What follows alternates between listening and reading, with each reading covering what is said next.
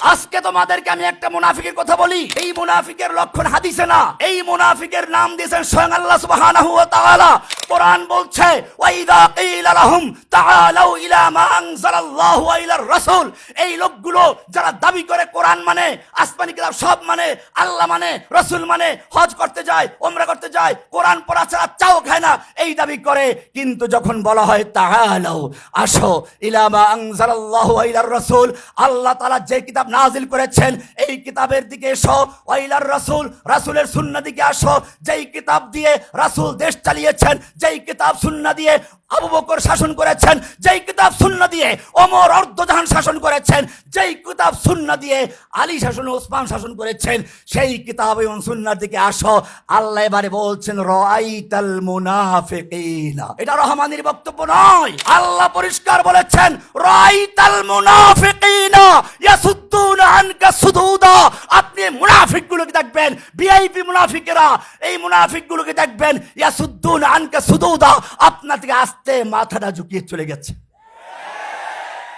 সত্যিকার যদি কোনো ব্যক্তি মানুষকে মানুষের গোলামির জিনজির থেকে মুক্ত করতে চায়, তাহলে ফিরে আসতে হবে কোরআনের দিকে। কোরআন সেজন্য আপনারা জানেন আল্লাহ সুবহানাহু ওয়া তাআলা কোরআনকে ইচ্ছে করলে কাগজে লিখে দিতে পারতেন, চামড়ায় লিখে দিতে পারতেন, কাঠের টুকরা লিখে দিতে পারতেন, বাক্সবন্দি করে দিতে পারতেন, পাথরে লিখে দিতে পারতেন। দেন নাই। কেন দেন নাই জানেন? কেন দেন নাই? কারণ যদি কোরআন কাগজে বা চামড়ায় লিখে দেওয়া হতো তাহলে ধুলাবালু নষ্ট করে ফেলতো, কাঠের টুকরায় লিখে দিলে ঘুন পোকায় খেয়ে নষ্ট করে ফেলতো, পাথরের টুকরা লিখে দিলে ভেঙ্গে চুরমার হয়ে যেত, বাক্সবন্দি করে দিলে ওই পোপদের মতো আর ব্রাহ্মণদের মতো কিছু খাজা বাবা, গাজা বাবা, পীর পোপেরা এই কোরআনকে নিজের কুক্ষিগত করত, সাধারণ মানুষকে গোলাম বানাতো।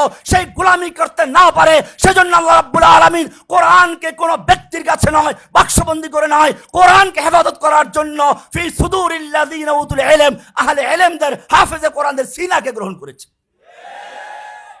আলহামদুলিল্লাহি ওয়াহদাহ ওয়াসসালাতু ওয়াসসালামু আলা মান লা নাবিয়্যা বা'দাহ ওয়া বা'দ। ওলামা জনতা ঐক্য পরিষদ কর্তৃক আয়োজিত ভবিষ্যৎ বাংলাদেশের নয়া বন্দোবস্ত ও ইসলামের রূপকল্প শীর্ষক এই সেমিনারের সম্মানিত সভাপতি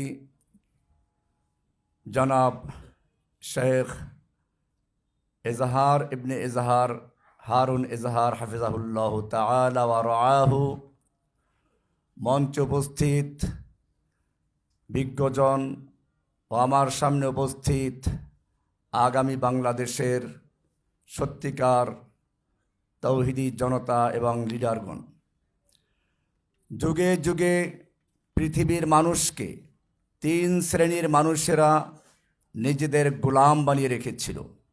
একদল হচ্ছে শাসক। কোরআন বলছে ইন্না ফিরআউন আলা ফিল আরদ, ফিরআউন সে তার ভূখণ্ডের সমস্ত কর্তৃত্ব ক্ষমতা একচ্ছত্র মালিকানায় দখল করেছিল। ফিরআউন একটা চরিত্র। যুগে যুগে ফিরআউনরা এভাবেই একটা দেশের সমস্ত ক্ষমতাগুলোকে কুক্ষিগত করে এবং তারা মনে করে স্রষ্টা তাদেরকে সৃষ্টি করেছেন শাসন করার জন্য, এবং এই শ্রেণী তাদের শাসনকে স্থায়ী করার জন্য আর একটা দলকে সঙ্গে রাখে, সেটা হচ্ছে একদল আলেমদেরকে, ধর্মীয় যাজকদেরকে। ফেরাউনের দরবারেও যাজক ছিল। আপনারা ফেরাউনের জাদুঘরদের নাম শুনেছেন।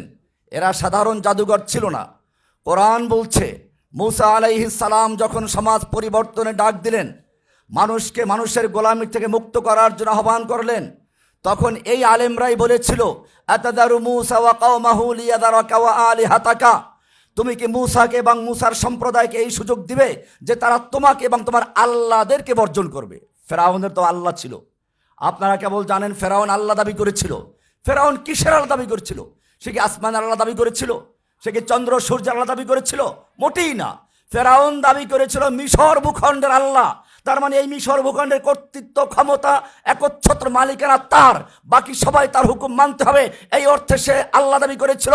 কোরআন বলছে আলাইসা লি মুলক মিসর, আমার কি মিশরের রাজত্ব নয়? তার মানে হচ্ছে মিশর ভূখণ্ডের পূর্ণ কর্তৃত্ব ক্ষমতা মালিকানা আমার, এইখানে অন্য কারো হুকুম চলবে না। এটাই আমরা দেখেছি আমাদের শেষ পর্যন্ত এক ফেরাউন যে বিদায় হলো খুনি, সেও একই কথা বলেছিল, দেশটা আমার বাবা স্বাধীন করে দিয়েছে। এই শ্রেণীকে টিকিয়ে রাখার জন্য আর এক দল হচ্ছে আলেম। আমরা যেমন ফেরাউনের সময় দেখেছি একদল আলেম তার চাটুকারিতা করেছে, আমরা এই লেডি ফেরাউন পর্যন্ত, ইংরেজদের পর্যন্ত দেখেছি একদল আলেম নামধারী ওলামায়ে সু তাদেরকে টিকিয়ে রাখার জন্য 1 লক্ষ ভুয়া মুফতির ফতোয়া দিয়ে কিতাব লিখেছে, তাদেরকে জান্নাতের টিকিট দিয়েছে, তাদেরকে কওমি জননী খেতাব দিয়েছে। এই দুই শ্রেণী একজন আরেকজনকে সাহায্য করে, বিপদে পড়লে একজন অপরজনকে সমর্থন যোগায়। একজন ক্ষমতা দিয়ে আর একজন জনগণকে ধর্মীয় ভয় দেখিয়ে। যখন এই দুইটা দল বিপদে পড়ে তখন তৃতীয় আর একটা দল এগিয়ে আসে, তা হচ্ছে ব্যবসায়ী শ্রেণী। আমি তখন কারাগারে বসে এইটা কল্পনা করেছিলাম যখন দেখলাম সেই চীন মৈত্রী সম্মেলন কেন্দ্রে বাংলাদেশের শীর্ষ ব্যবসায়ীরা বসে স্লোগান দিচ্ছে বারবার দরকার অমুক সরকার। আমি তখন বললাম, আল্লাহ সুবহানাহু ওয়া তাআলা কোরআনের যেই দাসত্ব থেকে মানুষকে মুক্ত করার জন্য, যেই গোলামির থেকে, যেই গোলামির জিনজিরকে ছিন্ন করে দিয়ে মানুষকে মুক্ত করার জন্য 3 শ্রেণীর মানুষকে আখ্যায়িত করেছেন। একদল শাসক, একদল যাজক, আর একদল হচ্ছে তাদের টিকিয়ে রাখে অর্থ যোগান দিয়ে ব্যবসায়ী দল ধনীরা।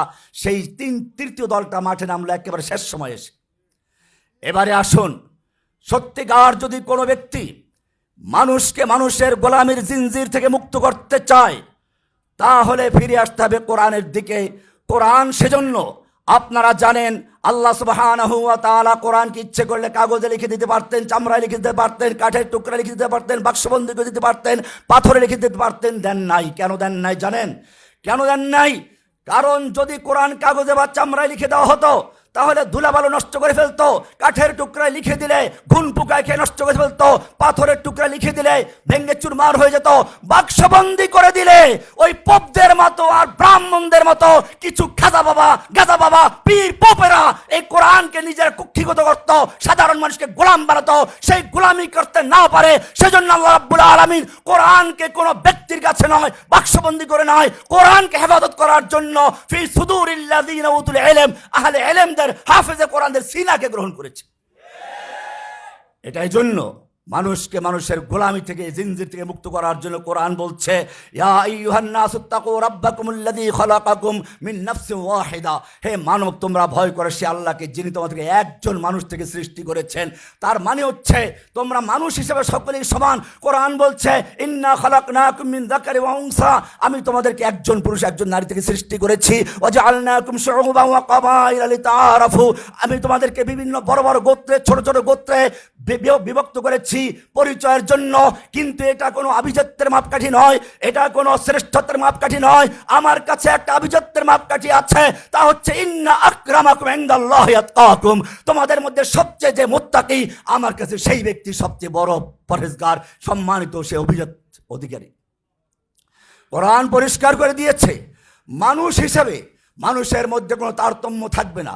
এই কারণেই আপনারা জানেন যখন মিশরের সেই গভর্নর আমর ইবনুল আসের ছেলে একজন কিপ্তি গোলামকে একটা সামান্য খেলায় পরাজিত করেছিল, সেজন্য মেরেছিল। সেই কিপ্তি গোলাম গিয়ে যখন ওমর ইবনে খাত্তাবের কাছে বিচার দিয়েছিলেন, ওমর ইবনে খাত্তাব শাসক আমর ইবনে আসকে এবং তার ছেলেকে ডাকালেন, তাদের প্রতিশোধ নিলেন। তারপরে বলেছিলেন, মাথা ইস্তাবাতুমুন নাস ওয়া কাদ ওয়ালাদাতহুম উম্মুহুম আহরারান, তোমরা কবে থেকে মানুষকে গোলাম বানালে, অথচ তাদের মায়েরা তাদেরকে তো স্বাধীন মুক্ত বাচ্চা হিসেবে জন্ম দিয়েছিল। পরিষ্কার হয়ে গেল মানুষকে গোলামির জিনজির থেকে মুক্ত করার জন্য একমাত্র পথ হচ্ছে ইসলাম। ইসলাম বলেছে, ওয়ালাকাদ কাররামনা বনি আদম, আমি বনি আদমকে সম্মানিত করেছি। আল্লাহ সুবহানাহু ওয়া তাআলা চারটা কসম করে বলেছেন, হে মানুষ, আমি যখন আসমান জমিন সৃষ্টি করার ইচ্ছে করেছি আমি কুন বলেছি, ইন্নামা আমরুহু ইযা আরাদা শাইআন ইয়াকুলা লাহু কুন ফায়াকুন। আমি আসমান জমিন সৃষ্টি করেছি, কুন বলেছি, ফায়াকুন হয়ে গেছে। চন্দ্র সূর্য গ্রহ নক্ষত্র সৃষ্টি করব, কুন বলেছি, ফায়াকুন হয়ে গেছে। খালবিল নদী নালা সৃষ্টি করব, কুন বলেছি, ফায়াকুন হয়ে গেছে। কিন্তু যখন মানুষ তোমাকে আমি সৃষ্টি করার পরিকল্পনা করেছি তখন কুন ফায়াকুন নয়, খলাকতু বিয়াদাইয়া, আমি তোমাকে আমার নিজের হাতে সৃষ্টি করেছি। এরপর আল্লাহ রাব্বুল আলামিন চারটা কসম করে বলেছেন, ওয়াত-তিনি ওয়াজ-যাইতুনি ওয়া তুরি সিনিনা ওয়া হাযাল বালাদিল আমিন লাকাদ খালাকনাল ইনসানা ফি আহসানি তাকওয়িম। আমি মানুষকে সর্বোত্তম গঠন দিয়ে সবচেয়ে সম্মানিত করে সৃষ্টি করেছি। ভাইয়েরা আমার, এই মানুষের অধিকার নিয়ে বিভিন্ন জন বিভিন্ন কথা বলেছে। আল্লাহ সুবহানাহু ওয়া তাআলা মানুষের অধিকার রক্ষার জন্য, জানের নিরাপত্তার জন্য, মালের নিরাপত্তার জন্য, বিবেকের নিরাপত্তার জন্য, বংশের নিরাপত্তার জন্য প্রত্যেকটা ক্ষেত্রে বিধান দিয়েছেন। এবারে আপনি কোরআন থেকে শুনুন, মানবাধিকারের যত স্লোগান আছে তার সবগুলোকে পরাজিত করে ইসলাম ঘোষণা করেছে, মান কাতালা নাফসাম বিগাইরি নাফসিন আও ফাসাদিন ফিল আরদি ফাকান্নামা কাতালান নাস জামিআ। কোরআন বলছে, যেই ব্যক্তি কোনো একটা মানুষকে অন্যায়ভাবে খুন করলো অথচ সে কাউকে খুন করে নাই, অন্যায়ভাবে যে হত্যা করলো, আল্লাহ বলছেন ফাকান্নামা কাতালান নাস জামিআ, সেজন্য গোটা বিশ্বের মানবতাকে হত্যা করলো। পক্ষান্তরে ওমান আহইয়াহা, যে ব্যক্তি কোনো একটা মানুষকে অন্যায় খুনের হাত থেকে বাঁচালো, আল্লাহ সুবহানাহু ওয়া তাআলা বলছেন ফাকান্নামা আহইয়ান নাস জামিআ, সেজন্য গোটা বিশ্বের মানুষকে বাঁচালো। মানবাধিকারের যত স্লোগান এই পর্যন্ত কেউ দিয়েছে, আমি চ্যালেঞ্জ করতে বলি, কোরআনের এই আয়াতের সঙ্গে দুনিয়ার কোনো মানবাধিকারের স্লোগান টিকতে পারে না। এরপরে আল্লাহ সুবহানাহু ওয়া তাআলা বিধান দিয়েছেন, কোরআন বলছে ওয়ালাকুম কুতিবা আলাইকুমুল কিসাস, তোমাদের উপরে কিসাসকে ফরজ করা হয়েছে। কোরআন বলছে ওয়ালাকুম ফিল কিসাসি হায়াতুন, কিসাসের মধ্যে রয়েছে জীবন। তার মানে হচ্ছে যদি সত্যিকার অর্থে কিসাসের আইন প্রতিষ্ঠা করা যায়, পৃথিবীতে অন্যায় খুন বন্ধ হয়ে যাবে। একটু আগে একজন ভাই বলেছেন, তিনি বলেছেন যে আজকে প্রেসিডেন্ট ক্ষমা করে দেয়। আমি দীর্ঘদিন কারাবাসে আমি দেখেছি একটা বড় বড় মামলা যে দুর্ধর্ষ খুনি প্রেসিডেন্টের কাছে যায়, তার দলের লোক হলে তাকে ক্ষমা করে দেয়। এই জন্য মনে রাখতে হবে, কোরআন বলছে না, ওয়াকাতাবনা ফিহা আন্নান নাফসা বিন নাফসি ওয়াল আইনা বিল আইনি ওয়াল আনফা বিল আনফি ওয়াল উযুনা বিল উযুনি ওয়াস সিন্না বিস সিন্নি ওয়াল জুরুহা কিসাস। কোরআন বলছে চোখের বদলে চোখ, কানের বদলে কান, নাকের বদলে নাক, জানের বদলে জান, এদের কারো ক্ষমা করার অধিকার নেই। তবে হ্যাঁ, যে অলি সে যদি ক্ষমা করতে চায় সে ক্ষমা করতে পারবে। কোরআন পরিষ্কার আইন দিয়েছে, এইভাবে জীবনের নিরাপত্তা দিয়েছে। আসুন এবারে বংশের নিরাপত্তা। আল্লাহ সুবহানাহু ওয়া তাআলা বলছেন, হে মানুষ, তোমাকে আমি কুকুর বানাই নাই, তোমাকে শূকর বানাই নাই, তোমাকে আমি নিজ হাতে তৈরি করেছি। খালাকতু বিয়াদাইয়া, তোমার বংশের নিরাপত্তা দেওয়ার দায়িত্ব আমি নিয়েছি। সেজন্য আল্লাহ সুবহানাহু ওয়া তাআলা মানুষকে পরিষ্কার জানিয়ে দিয়েছেন, ওয়ালা তাকরাবুজ জিনা, জিনা ব্যভিচারকে ধারে কাছেও যেও না। কোরআন বলছে ইন্নাহু কানা ফাহিশাতাও ওয়া সাআ সাবিলা, এটা বড় অশ্লীল বেহায়াপনা কাজ। সেজন্য জিনা ব্যভিচারকে হারাম করেছেন, বিধান দিয়েছেন আয-যানিয়াতু ওয়াজ-যানি ফাজলিদু কুল্লা ওয়াহিদিন মিনহুমা মিয়াতা জালদা।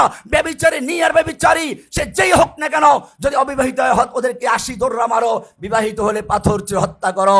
এইভাবে আল্লাহ সুবহানাহু ওয়া তাআলা মানুষের বংশের নিরাপত্তা দেওয়ার জন্য, মানুষের বংশ যেন কুকুরের মতো না হয়, শুকুরের মতো না হয়, মাকে ধর্ষণ করে, বোনকে ধর্ষণ করে, রাস্তায় পায় যেখানে ধর্ষণ করে, লজ্জা নাই, বাস বিচার নাই। আল্লাহ সুবহানাহু ওয়া তাআলা বলেন, আমি তোমাকে কুকুর বানাই নাই, শুকুর বানাই নাই, আমি তোমাকে মানুষ বানিয়েছি। ওয়ালাকাদ কাররামনা বনি আদম, আমি বনি আদমকে শ্রেষ্ঠ বলে ঘোষণা করেছি। তোমার বংশের গুরুত্ব আছে। ওয়াজআলনাকুম শুউবান ওয়া কাবাইলা লিতাআরাফু, আমার বংশের গুরুত্বের জন্য আমি জিনা ব্যভিচারে হারাম করেছি। সুতরাং যদি এই পৃথিবীতে জিনা ব্যভিচারকে বন্ধ করতে হয়, ইসলামের আইন বাস্তবায়ন করার কোনো বিকল্প নেই। ভয় দেখানো হয়, ইসলামোফোবিয়া, যেটা ভয় দেখানো হয়, এই আইন বাস্তবায়ন করলে তো পাথর ছুঁড়ে হত্যা করা হবে। আপনারা জানেন আল্লাহর নবীর কাছে একজন মায়েজে আসলামি এসে বলছি, ইয়া রাসূল আমি জিনা করেছি। আল্লাহ নবী মুখটা ফিরিয়ে নিয়েছেন, আর একদিকে গেল, মুখ ফিরিয়ে নিয়েছেন। চারবার বলার পর নবী বলেছেন, তুমি বোধহয় জিনা করো নাই, বোধহয় চুমু দিয়েছো, অন্য কিছু করেছো। তার মানে চাচ্ছেন না তাকে এই হদ কায়েম করতে, তওবা করেছে। ইমরাতে গামিদি বংশের মহিলা আল্লাহ নবীর কাছে এসে বলছে, ইয়া রাসূলুল্লাহ আমি জিনা করেছি, তাহলে পবিত্র করুন। আল্লাহ রাসূল তাকেও ফিরাবার চেষ্টা করেছেন। সে বলছে, না আমি তো হবলা, পেটে বাচ্চা এসে গেছে, আপনি কি আমাকে ফিরাতে চান? কি ইমান তৈরি করেছিলেন। এরপরে নবী বললেন, যাও, হবলা তো ভালো কথা, বাচ্চা হওয়ার পরে আসো, তুমি অপরাধী, তোমার ছেলে তো অপরাধ করে নাই। বাচ্চা হলে পরে মহিলা আবার চলে আসছে। আল্লাহ নবী কি চেষ্টা করছেন ফিরাবার জন্য, যাও তুমি গিয়ে তোমার বাচ্চাকে দুধ পান করাও, দুধ ছাড়লে তারপর আসো। আবার দুধ ছাড়ার পরে বাচ্চার মুখে রুটি দিয়ে তারপর নিয়ে আসছে। আল্লাহ নবী এইবারে তো আর কিছু করতে পারেন নাই। বোঝা গেল ইসলাম এই বিধানগুলো দিয়েছে শাস্তি দেওয়ার জন্য নয়, বরং সংশোধনের জন্য। কেউ যদি সংশোধন হয়ে তওবা করে ফিরে যেতে চায়, আল্লাহর নবী তাকে বারবার ফিরাবার চেষ্টা করেছেন। আপনারা জানেন এই মহিলাদেরকে, এই ছেলেটাকে যখন পাথর মারা হয়েছিল, তার রক্ত ছিটে এসেছিল কোনো একজন সাহাবীর গায়ে, একটু ঘৃণা প্রকাশ করেছিলেন। আল্লাহর নবী বলেছেন, তুমি ঘৃণা প্রকাশ করছো, লাকাত তাবা তাওবাতান, সে তো এমন তওবা করেছে, তার তওবার সওয়াব যদি গোটা মদিনাবাসীদেরকে বন্টন করে দেওয়া হয়, গোটা মদিনাবাসীর নাজাতের জন্য তা যথেষ্ট হয়ে যাবে।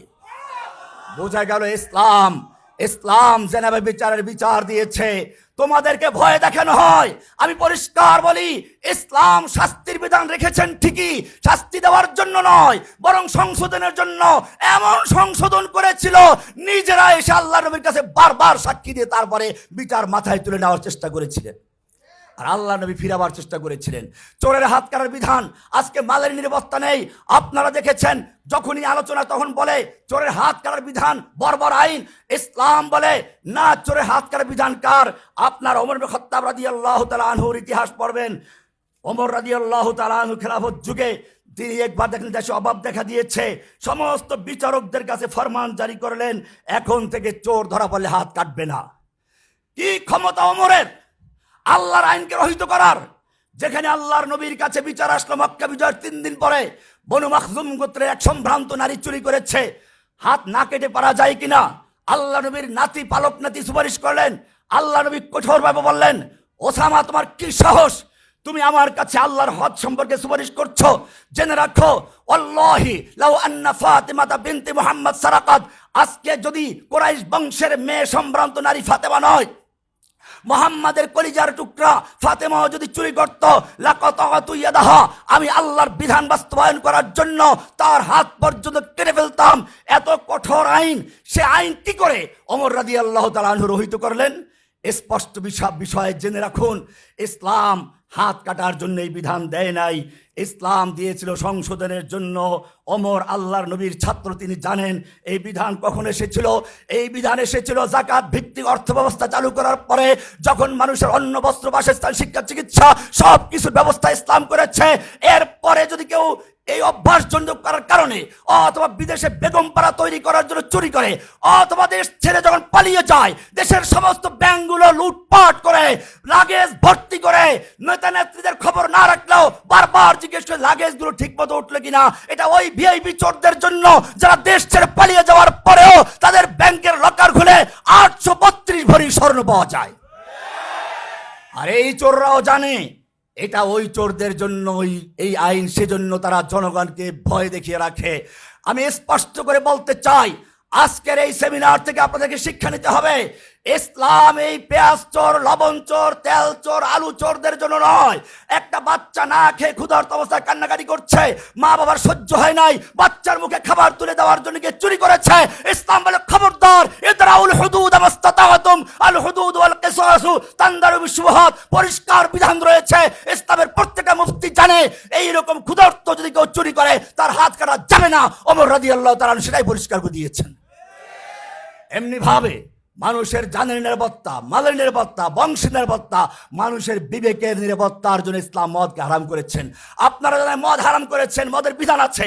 কেন হারাম করেছেন? কোরআন খুলে পড়ুন, সূরা মায়েদা 90-91 নম্বরে পরিষ্কার বলা হয়েছে, ইয়া আইয়ুহাল্লাযীনা আমানু ইন্নামাল খামরু ওয়াল মাইসিরু ওয়াল আনসাবু ওয়াল আজলামু রিজসুম মিন আমালিশ শাইতানি ফাজতানিবুহু। হে মুমিনগণ, যারা ঈমান এনেছো, যদি সত্যিকার মুমিন হয়ে থাকো, আল্লাহকে ভয় করে থাকো, ঈমান রেখে থাকো, জেনে রাখো মদ, জুয়া, মূর্তি, লটারি এগুলো শয়তানের নাপাক কাজ।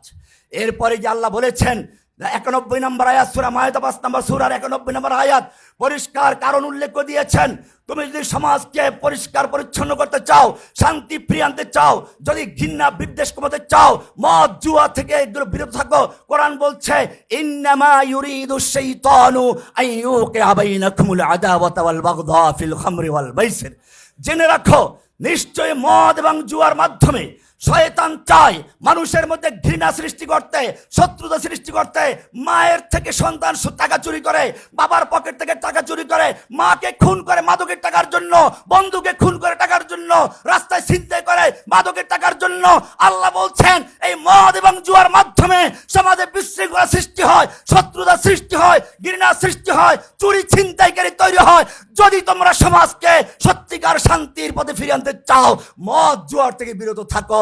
আল্লাহ প্রশ্ন করেছেন ফাহাল আনতুম মুনতাহুন, তোমরা বিরত থাকবে কি? পরিষ্কার হয়ে গেল, যদি সত্যিকার অর্থে এই বাংলাদেশকে পুনর্গঠন করতে হয়, যদি বাংলাদেশকে সত্যিকারই আবার সত্যিকার অর্থে শান্তির পথে ফিরিয়ে আনতে চায়, তাহলে ইসলামের বিরুদ্ধে নারী কমিশন করে নয়, ইসলামের বিরুদ্ধে মদের লাইসেন্স দিয়ে নয়, ইসলামের বিরুদ্ধে সুদের অর্থনৈতিক প্রতিষ্ঠান তৈরি করে নয়।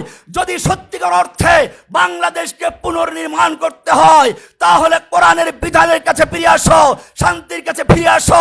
যেই বিধান দিয়ে আল্লাহর নবী জাহিলি সমাজকে বিদরিত করে জাহিলিয়াতকে বর্বর যুগকে স্বর্ণযুগে রূপান্তরিত করেছিলেন, সেটা বাদ দিয়ে যদি চেষ্টা করো, আল্লাহ কোরআনে পরিষ্কার বলেছেন আফা গায়রা দীনিল্লাহি ইয়াবগুন, ওরা কি বিভিন্ন কমিশন তৈরি করে করে আল্লাহর দ্বীনের পরিবর্তে জাহিলিয়াতের বিধানকে পুনঃপ্রতিষ্ঠা করতে চায়? কোরআন পরিষ্কার বলেছে আফা গায়রা দীনিল্লাহি ইয়াবগুন, তারা কি আল্লাহর বিধানের পরিবর্তে জাহিলিয়াতের বিধানকে তালাশ করছে? ওয়ামান আহসানু হুকমান লিকাওমিন ইউকিনুন, যারা সত্যিকার বিশ্বাসী তাদের জন্য আল্লাহর চেয়ে উত্তম বিধান দেওয়ার মালিক আর কে আছে? সর্বোত্তম বিধান দেওয়ার মালিক কে? সর্বোত্তম সংস্কারের নাম কি? কোরআন। আল্লাহ রাব্বুল আলামিন এর জন্য কোরআনে বলেছেন, আদম যখন দুনিয়াতে নেমে যাচ্ছিলেন, শয়তানও সঙ্গে আছে, চিন্তায় পড়ে গেলেন এই শয়তান তো আমাকে ধোঁকা দিয়েছিল, সন্তানদেরকেও ধোঁকা দিবে, জাহান্নামে করবে। আল্লাহ রাব্বুল আলামিন তখন আদমকে বলেছিলেন, ভয় নাই, কুলনা হাবিতু মিনহা জামিয়া, আদম তুমি এবং তোমার স্ত্রী এবং তোমাদের মাধ্যমে যত সন্তান আসবে সব নেমে যাও। ফাইম্মা ইয়াতিয়ান্নাকুম মিন্নি হুদান, আমি তোমাদেরকে এমনি ছেড়ে দিব না, শয়তান চাইলেই তোমাদের ফুটবল বানাতে পারবে না। আমার পক্ষ থেকে হুদান যাবে, হুদান গাইড বুক যাবে, সংবিধান যাবে, নীতিমালা যাবে। ফামান তাবিআ হুদায়া, যেই সমাজ, যেই রাষ্ট্র, যেই ব্যক্তি পরিবারে, সমাজে, রাষ্ট্রে আমার সেই নীতিমালাকে, আমার সংবিধানকে বাস্তবায়ন করবে, ফালা খাউফুন আলাইহিম ওয়ালা হুম ইয়াহজানুন, সেই জাতির, সেই উম্মার, সেই দেশের কোনো ভয় নেই, কোনো চিন্তা নেই, সেই দেশে অশান্তি থাকবে না। সেই দেশের মালিকানা কার হাতে? পরিষ্কার বলে দিয়েছেন। আদম আলাইহিস সালামকে আল্লাহ অঙ্গীকার করলেন কোরআনের সুতে, সেজন্য বলেছে দালিকাল কিতাবু লা রাইবা ফিহি হুদাল্লিল, ওই যে আদমকে হুদান দেওয়ার জন্য পরিকল্পনা ঘোষণা দিয়েছিলাম, সেই হুদানটা আমি এখন দিলাম তোমাদেরকে। আমার জাতি এই কোরআন পড়ার দাবি করে, আমি তোমাদেরকে একটা আয়াত দিয়ে শেষ করছি, সেটা হচ্ছে সূরা নিসা 59 নম্বর আয়াত। আল্লাহ বলছেন আলাম তারা ইলাল্লাযীনা ইয়াজউমুনা আন্নাহুম আমানু বিমা উনজিলা ইলাইকা ওয়া মা উনজিলা মিন ক্বাবলিক, হে নবী আপনি কি ওই সমস্ত লোকদেরকে দেখেননি? তুমি কি ওই সমস্ত লোককে দেখো না যারা দাবি করে কোরআন মানে? কি দাবি করে? ইয়াজউমুনা, তারা জাম করে, দাবি করে, আন্নাহুম আমানু বিমা উনজিলা ইলাইকা ওয়া মা উনজিলা মিন ক্বাবলিক, আপনার প্রতি নাযিলকৃত কিতাবের প্রতি তারা ঈমান এনেছে, আপনার পূর্বে যত কিতাব আছে সব কিতাব মানে। একেবারে মসজিদে গেলে পাকা মুসল্লি, মাথায় টুপি আছে, নতুন পাঞ্জাবি আছে, নতুন পায়জামা আছে, এমনকি তাহাজ্জুদ পড়া ছাড়া এক রাত কাটে না, কোরআন পড়া ছাড়া নাকি এক কাপ চাও খায় না। কিন্তু যখন বলা হয় ঠিক আছে তাহলে আপনি কোরআনের বিধান কায়েম করুন, আল্লাহ বলছেন ইউরিদুনা আইয়াতাহাকামু ইলাত তাগুত, তখন তারা আল্লাহর বিধান মানতে চায় না। এটা 59 নম্বর আয়াত। 60 নম্বর আয়াতে গিয়ে আল্লাহ তাআলা এই সমস্ত লোকদের পরিচয় দিয়েছেন। আপনারা মুনাফিকের লক্ষণ শুনেছেন, এই যখন কথা বলে, মিথ্যা বলে, ওয়াদা করলে খেলাফ করে, আমারতে খেয়ানত করে, আর ঝগড়া লাগলে কি করে অশ্লীল বলে, এইগুলো গ্রামের মুনাফিক, লুঙ্গি পরা মুনাফিক। আজকে তোমাদেরকে আমি একটা মুনাফিকের কথা বলি। এই মুনাফিকের লক্ষণ হাদিসে না, এই মুনাফিকের নাম দিয়েছেন স্বয়ং আল্লাহ সুবহানাহু ওয়া তাআলা। কোরআন বলছে ওয়াইদা কিলা লাহুম তাআলাউ ইলা মা আনজালাল্লাহু ওয়া ইলার রাসূল, এই লোকগুলো যারা দাবি করে কোরআন মানে, আসমানি কিতাব সব মানে, আল্লাহ মানে, রাসূল মানে, হজ করতে যায়, ওমরা করতে যায়, কোরআন পড়া ছাড়া চাও খায় না, এই দাবি করে। কিন্তু যখন বলা হয় তাআলাউ, আসো, ইলা মা আনজালাল্লাহু ওয়া ইলার রাসূল, আল্লাহ তাআলা যে কিতাব নাজিল করেছেন এই কিতাবের দিকে এসো, ওয়া ইলার রাসূল, রাসূলের সুন্নাহ দিকে আসো, যেই কিতাব দিয়ে রাসূল দেশ চালিয়েছেন, যেই কিতাব সুন্নাহ দিয়ে আবু বকর শাসন করেছেন, যেই কিতাব সুন্নাহ দিয়ে ওমর অর্ধজাহান শাসন করেছেন, যেই কিতাব সুন্নাহ দিয়ে আলী শাসন, ওসমান শাসন করেছেন, সেই কিতাব এবং সুন্নাহর দিকে আসো। আল্লাহ এবারে বলছেন রাআইতাল মুনাফিকিনা, এটা রহমানের বক্তব্য নয়, আল্লাহ পরিষ্কার বলেছেন রাআইতাল মুনাফিকিনা ইয়াসুদ্দুনা আনকা সুদুদা, আপনি মুনাফিকগুলোকে দেখবেন, ভিআইপি মুনাফিকেরা, এই মুনাফিকগুলোকে দেখবেন ইয়াসুদ্দুনা আনকা সুদুদা, আপনার থেকে আস্তে মাথাটা ঝুঁকিয়ে চলে গেছে। প্রত্যেকটা মাহফিলে আমরা দেখি, প্রত্যেকটা মাহফিলে দেখি প্রধান বক্তার জন্য অপেক্ষা করে, প্রধান বক্তার আগে আবার তারা বয়ান দেন, লোকজন জানে না তো, এরপরে বক্তব্য দিয়ে যখন প্রধান বক্তা বক্তব্য শুরু করবে তখন পালাই। আমার তখন এই আয়াত মনে পড়ে, আল্লাহ বলেছেন ওয়াইদা কিলা লাহুম তাআলাউ ইলা মা আনজালাল্লাহু ওয়া ইলার রাসূল, যখন তাদেরকে বলা হয় আসো আল্লাহর কিতাবের দিকে, আল্লাহর কিতাব দিয়ে দেশ শাসন করি, রাসূলের সুন্নাহ দিকে, আল্লাহ বলছেন রাআইতাল মুনাফিকিনা ইয়াসুদ্দুনা আনকা সুদুদা, আপনি এই মুনাফিকগুলোকে দেখবেন আস্তে করে মাথাটা ঝুঁকিয়ে তারা ময়দান ছেড়ে চলে গেছে। সুতরাং মনে রাখতে হবে, আমি তোমাদেরকে বলি, ওমর ইবনে খাত্তাব রাদিয়াল্লাহু তাআলা আনহু বলেছেন, পরিষ্কার করে দিয়েছেন, নাহনু কওমুন আ'আজ্জানাল্লাহু বিল ইসলাম, আমরা এমন এক জাতি যাদেরকে আল্লাহ তাআলা ইসলামের মাধ্যমে সম্মানিত করেছেন, বিশ্বের বুকে আমাদেরকে মাথা উঁচু করে দাঁড়াতে শিখিয়েছেন, ইসলাম আমাদেরকে মর্যাদা দিয়েছে। ফামাহমা ইবতাগাইনাল ইজ্জাতা বিগাইরিহি, যখনই আমরা ইসলাম বাদ দিয়ে অন্য কোন তরিকায়, অন্য কোন পথে, অন্য কোন সংবিধানে, অন্য কোন নীতিমালায়, অন্য কোন কমিশন তৈরি করে ইজ্জত তৈরি করার চেষ্টা করব, আযাল্লানাল্লাহ, আল্লাহ আমাদেরকে তখন অপমান করে ছাড়বেন।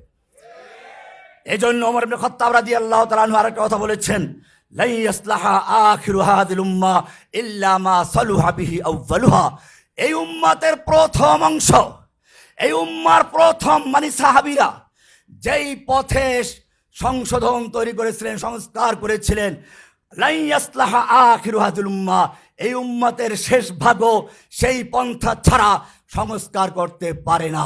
সংস্কারের মূলনীতি আল কোরআন দিয়েছে, সংস্কারের মূল সংবিধান আল কোরআন দিয়েছে। কোরআন হচ্ছে মানবতার সনদ, কোরআন মানুষের জীবনের নিরাপত্তা দিয়েছে, মানুষের মালের নিরাপত্তা দিয়েছে, মানুষের বিবেকের নিরাপত্তা দিয়েছে, মানুষের বংশের নিরাপত্তা দিয়েছে। যদি সত্যিকার অর্থে সংস্কার চায় তাহলে আবার মানুষকে ফিরে আসতে হবে আল্লাহর দেওয়া সংবিধানের দিকে, এছাড়া কোনো সংস্কার হতে পারে না।